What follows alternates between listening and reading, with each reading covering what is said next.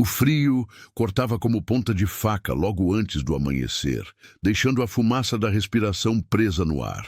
Na fronteira congelada do nordeste da França, fevereiro de 1945 parecia durar uma eternidade. Pelas vielas silenciosas da pequena Solière, não se viam mais crianças nem risos, só rastros de botas e medo. O exército brasileiro, recém-adaptado ao inverno europeu e ainda com cheiro de café fresco, avançava junto aos aliados. Era fácil ser só mais um no uniforme verde-oliva, olhos fundos, barba por fazer, mas entre todos havia um que parecia feito do próprio mato de Minas Gerais.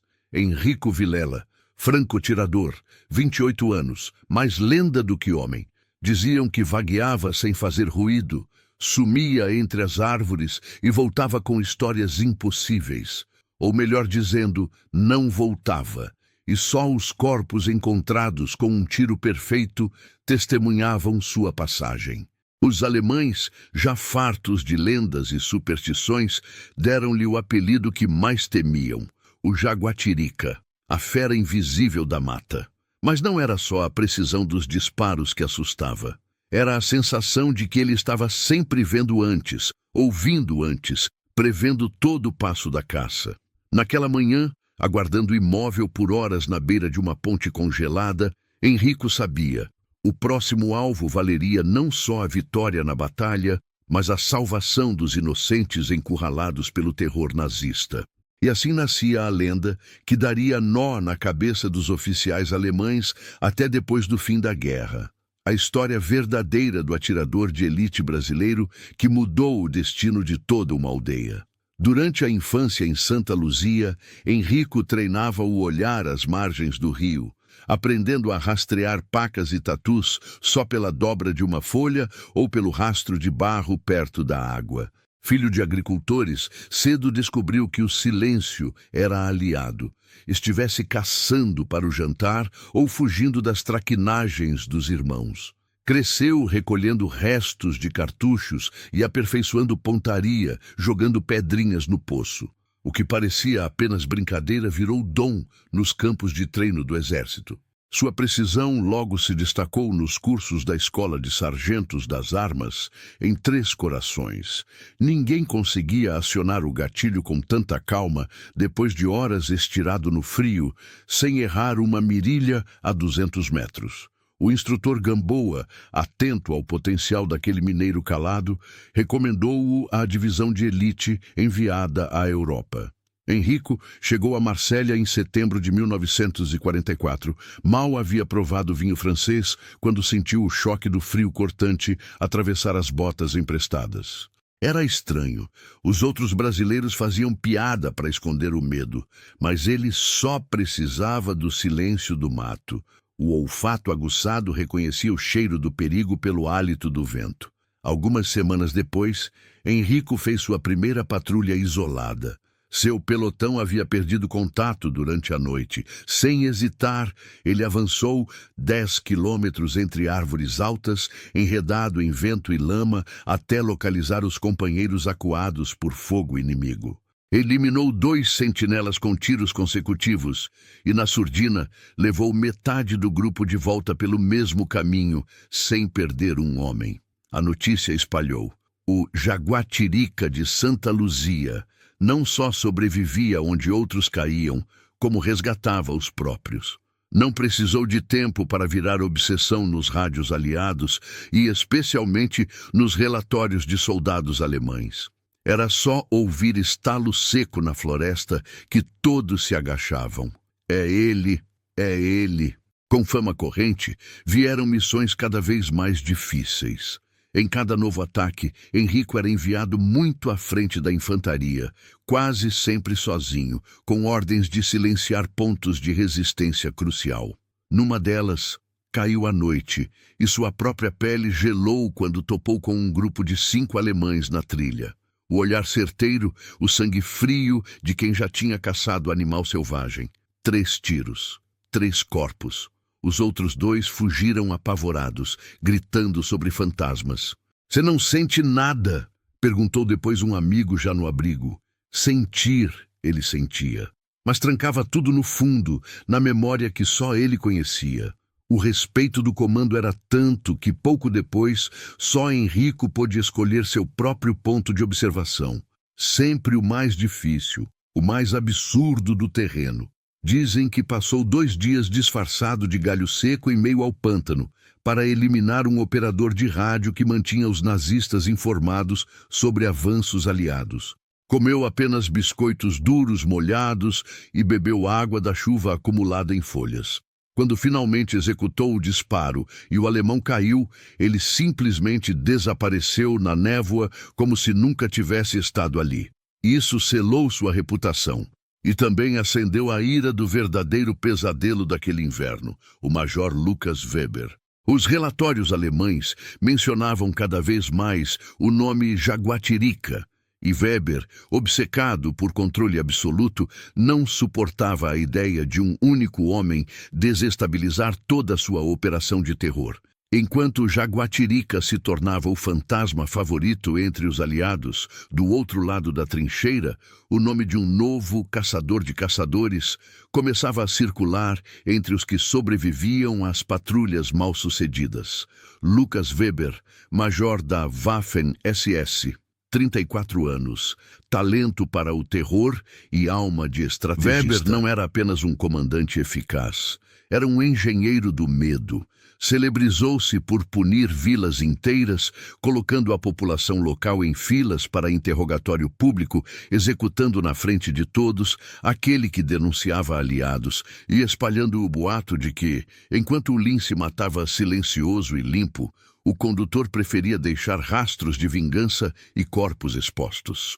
Esse duelo de mitos e horrores virou combustível para as tropas alemãs manterem a moral abalada dos soldados franceses e brasileiros. Weber sabia como ninguém mexer com a mente do adversário. Deixava sinais codificados nas casas saqueadas, mudava tropas de posição toda noite, usava sempre trilhas novas.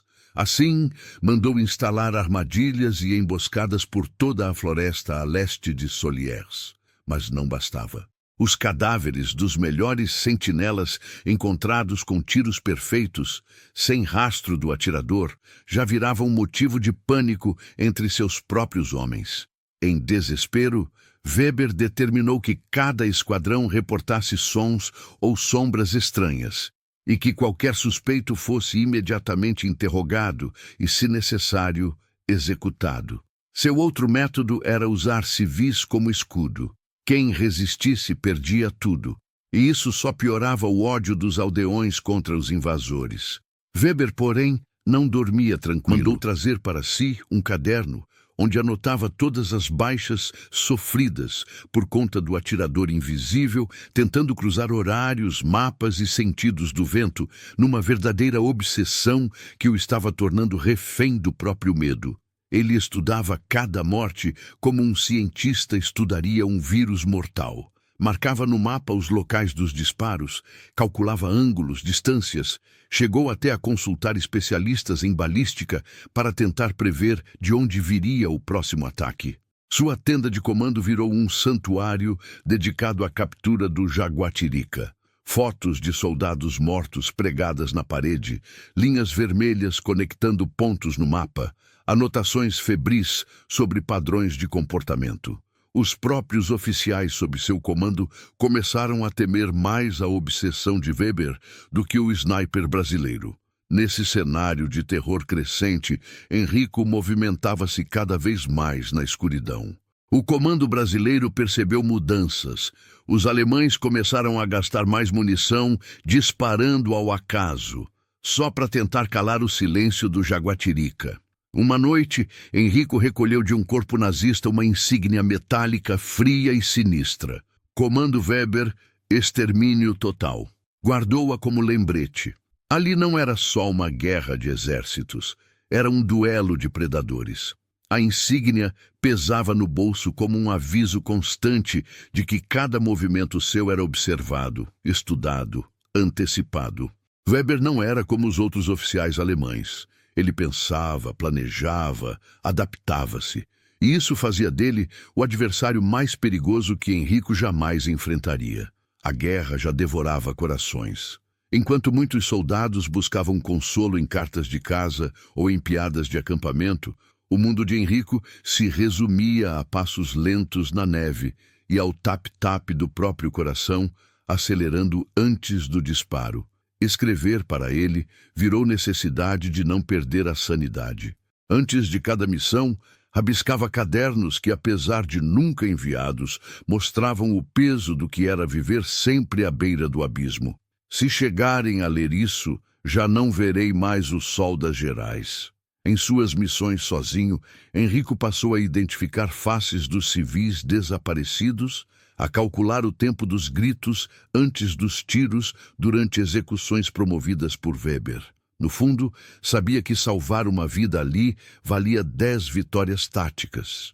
Mas também sabia que quanto mais caçava, mais fazia crescer o mito, e mais perigoso se tornava ser o próprio mito. O sargento Azevedo, seu único amigo de verdade na tropa, tentava aliviar a tensão. Faziam sinais em código, às vezes só um toque rápido no ombro já dizia tudo. Azevedo compreendia. Ali não era só coragem, era sobrevivência. Os dois haviam se conhecido ainda no Brasil, durante os treinamentos em Resende. Azevedo, carioca falante e expansivo, era tudo o que Henrico não era, mas exatamente por isso se complementavam perfeitamente. Enquanto Henrico se recolhia no silêncio, Azevedo mantinha o moral da tropa com histórias de Copacabana e sambas cantados baixinho nas trincheiras. O comandante português das tropas aliadas, Major Salgueiro, de vez em quando se aproximava apenas para dizer: "Sua pontaria já mudou o curso desta guerra, rapaz. Falta pouco. Só precisamos acabar com Weber." Era fácil ouvir, difícil acreditar, principalmente quando toda noite retomava à cabeça o medo de se tornar vulnerável. Henrico passou a dormir menos, a observar sem piscar por horas, a fazer cálculos impossíveis para nunca repetir posição. Cada missão que cumpria sozinho vinha acompanhada da certeza. Weber estava mais perto do que nunca, estudando seus movimentos como fera esperando seu momento. Foi durante uma dessas madrugadas insones que Henrico teve uma epifania. Ele não podia mais ser previsível. Precisava antecipar o inimigo de Weber, pensar além das trilhas de caça. Mudou de tática, passou a camuflar rastros, a iniciar trilhas falsas, a se esconder em redutos que o próprio comando brasileiro julgava impossíveis. Começou a deixar pegadas deliberadas em direções opostas, a atirar de posições inesperadas, a usar o terreno de formas que contrariavam todo o manual militar. Não demorou para Weber perceber que algo mudara. De predador, passara a perseguido. Henrico já não caçava do mesmo jeito, havia virado puro instinto, e agora, a cada missão cumprida, via no olhar dos civis algo novo: esperança. As crianças voltavam a brincar nas ruas durante o dia, as mulheres ousavam buscar água nos poços, os velhos se reuniam novamente nas praças para conversar. A simples presença invisível do Jaguatirica devolvia vida àquelas aldeias congeladas pelo medo de Weber. Agora, minha pergunta para você é: se estivesse junto nessa tropa, qual seria seu maior medo? O silêncio gelado da floresta, a fama cruel do condutor ou a responsabilidade de carregar tantas vidas no gatilho? Naquele inverno interminável, a ordem chegou ao acampamento brasileiro de Solier. Weber tinha sido visto de novo ao norte, disposto a simular a evacuação de civis para, na verdade, caçar qualquer aliado infiltrado. O comando exigiu ação rápida. Henrico, junto de Azevedo e uma patrulha reduzida, seguiu através das matas encobertas de gelo. No terreno, tudo era ameaça: minas, armadilhas, marcos falsos deixados para apanhar o inimigo incauto. A noite era apenas um outro véu para os que enxergam além. Ali, Henrico era rei. Avançaram em silêncio absoluto, cada passo medido, e logo notaram marcas frescas de botas pesadas cruzando para o leste. Tinham pressa, porque sabiam, sempre que o condutor prometia retirar civis, bastava um disparo para transformar o medo em desespero. Ao alcançar a vila, encontraram caos.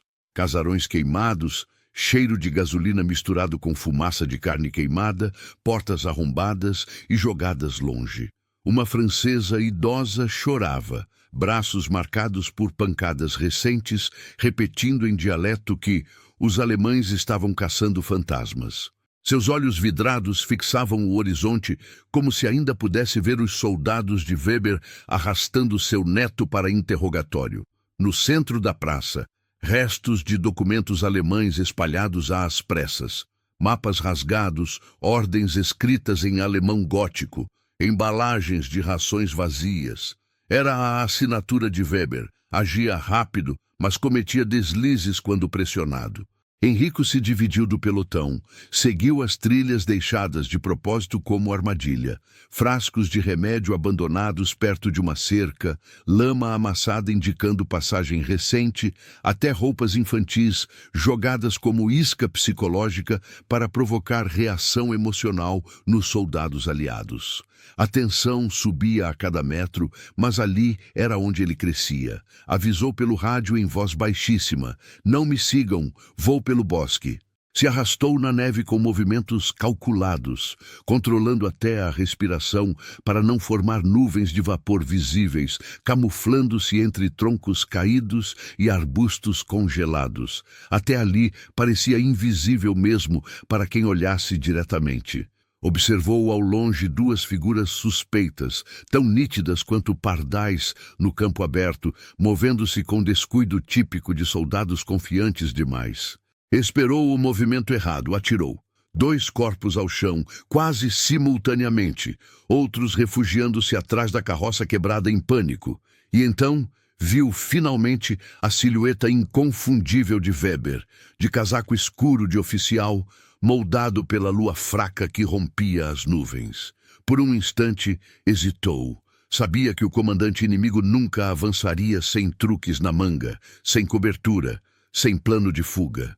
Em vez de atirar precipitadamente, mudou a posição com paciência de caçador experiente, manobrou para o flanco direito, prevendo a tática notória do condutor. Usar uma isca enquanto se esconde ao redor, esperando a reação previsível do atirador inimigo. De cima da colina coberta de pinheiros, notou o erro de Weber.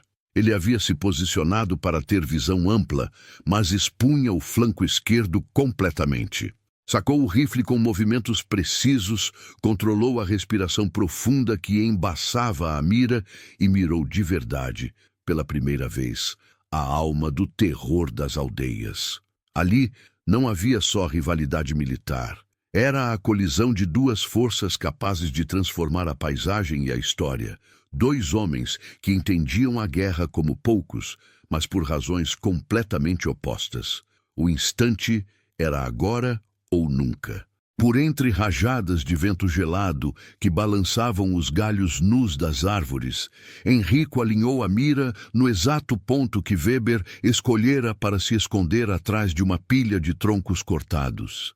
Os guardas ao redor gritavam ordens em alemão, movimentando-se nervosamente, mas não notaram o único perigo real: o jaguatirica, imóvel há quase 1 hora na mesma posição impossível, músculos congelados, mas mente absolutamente focada, pronto para gastar aquele breve lampejo de chance que faz a diferença entre vitória e esquecimento. O coração batia forte, mas por disciplina férrea, não por medo que paralisa.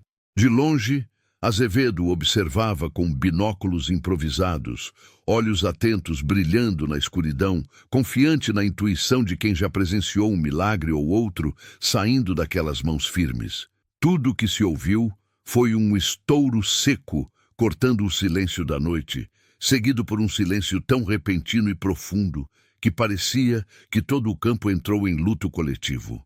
Weber levou a mão ao peito instintivamente, surpresa absoluta, estampada no rosto que nunca imaginou ser pego desprevenido, sem nem tempo de brandir mais terror ou gritar ordens finais. Tombou para trás como árvore cortada, caindo entre a neve e os escombros. O caos tomou conta instantaneamente. Soldados alemães recuaram em pânico total, abandonando posições, civis correram para as casas em busca de abrigo ou simplesmente se jogaram no chão com medo de fogo cruzado. Os brasileiros avançaram com cautela, mas determinação.